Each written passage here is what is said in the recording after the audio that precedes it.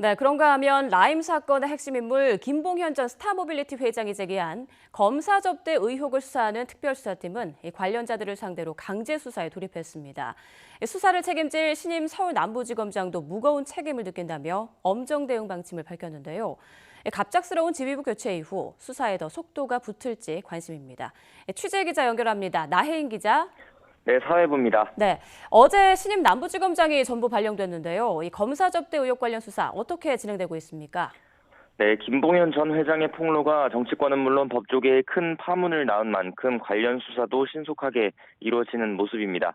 앞서 김 전 회장이 주장한 검사 향응 수수 사건 전담 수사팀은 로비 대상으로 지목된 당사자들에 대해 강제 수사에 들어갔습니다. 우선 검사 술접대에 동석했다고 지목된 검찰 출신 A 변호사와 또 다른 전직 검찰 수사관 B씨의 사무실 등을 압수수색해 업무용 PC와 휴대전화 등을 확보한 것으로 파악됐습니다.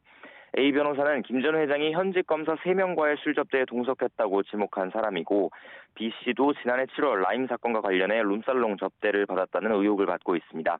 또 김 전 회장은 B씨에게는 수원역의 횡령 사건에서 경찰에 영장 청구를 무마하려고 윤대진 전 수원지검장 로비 명목으로 5천만 원을 줬다고 폭로하기도 했습니다. 검찰은 또 다른 로비 대상으로 지목된 현직 검찰 수사관의 신원도 추가로 확인한 것으로 전해졌습니다. 서울 남부지검 인지수사부에서 근무하던 이 수사관은 문제가 불거지자 비수사부서로 전보된 것으로 파악됐습니다. 우선 전담 수사팀은 압수한 자료들을 분석하고 있는데 마치는 대로 앞서 법무부가 특정해 수사 의뢰한 현직 검사들을 포함해 의혹 당사자 소환에 나설 것으로 보입니다. 수사를 책임지는 서울 남부지검장이 갑작스럽게 교체되면서 다소 뒤숭숭한 분위기지만 파장이 큰 사건인 만큼 속도를 늦출 수는 없는 상황입니다.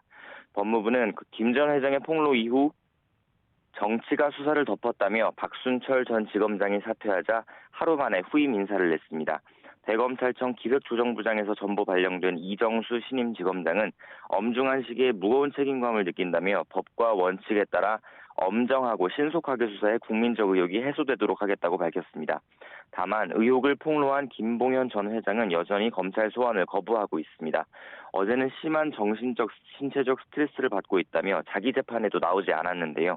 같은 자리에서는 김 전 회장이 지난 3월 측근에게 정치인 접대 의혹을 언론에 제보하라고 지시했다는 법정 증언도 나왔습니다. 수원역의 횡령 사건 공범인 전직 재무이사가 김 전 회장이 사건에 대한 관심을 돌리기 위해 접대 의혹 제보를 지시한 거라고 폭로한 건데요. 우선 수사팀은 김 전 회장 주장의 신빙성이나 의도와는 별도로 사실관계를 정확히 파악하기 위해서라도 추가 조사가 필요한 만큼 강제 소환 여부도 고심하고 있습니다. 지금까지 사회부에서 전해드렸습니다.